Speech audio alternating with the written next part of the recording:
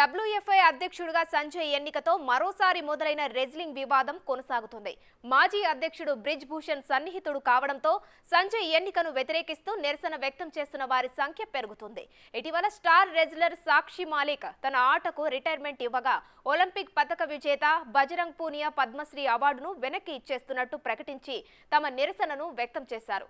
ఇప్పుడు అదే బాటలో తాజాగా బదిరా ఒలింపిక్స్ మాజీ ఛాంపియన్ వీరేందర్ సింగ్ కూడా తనకు దక్కిన అరుదైన గౌరవమైన పద్మశ్రీ అవార్డును కేంద్ర ప్రభుత్వానికి వెనక్కి ఇచ్చేస్తున్నట్టు ప్రకటించారు.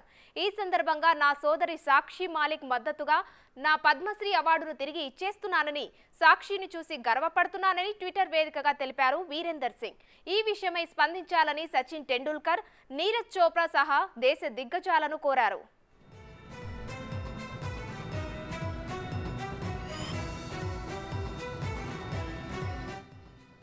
అయితే మరోసారి రెజ్లింగ్ వివాదం దేశవ్యాప్తంగా తీవ్ర దుమారం రేపుతుంది. భారత రెజ్లింగ్ సమాఖ్య కొత్త అధ్యక్షుడిగా సంజయ్ సింగ్ నియామకంతో ఈ వివాదం ప్రకంపనలు సృష్టిస్తోంది. గత కొంతకాలం క్రితం WFI మాజీ అధ్యక్షుడు బీజేపీ ఎంపీ బ్రిజ్ భూషణ్ శరణ్ సింగ్ పై లైంగిక ఆరోపణలు చేస్తూ పెద్ద ఎత్తున మహిళా రెజ్లర్లు లేవనెత్తిన ఆందోళన సంచలనంగా మారింది.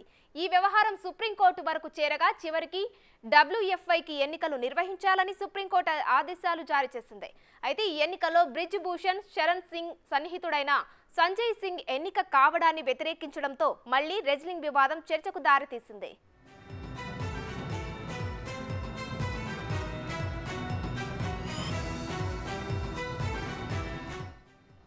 సంజయ్ సింగ్ నియామకాన్ని నిరసిస్తూ పలువురు రెజ్లర్లు తమ నిరసనను వ్యక్తం చేస్తున్నారు.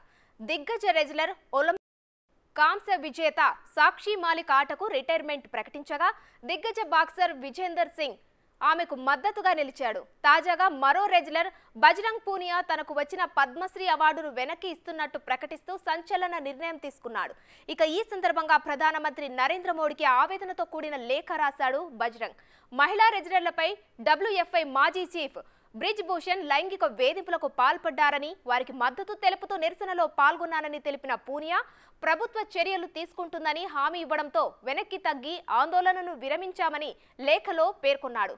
మళ్లీ తాజాగా WFI చీఫ్ గా సంజయ్ సింగ్ ఎన్నిక కావడంతో రెజ్లింగ్ సమాఖ్య మళ్లీ బ్రిజ్ భూషణ్ చేతిలోకి వెళ్లిందని, న్యాయం కోసం ఎక్కడికెళ్లారంటూ లేఖలో తమ ఆవేదనను వ్యక్తం చేశారు.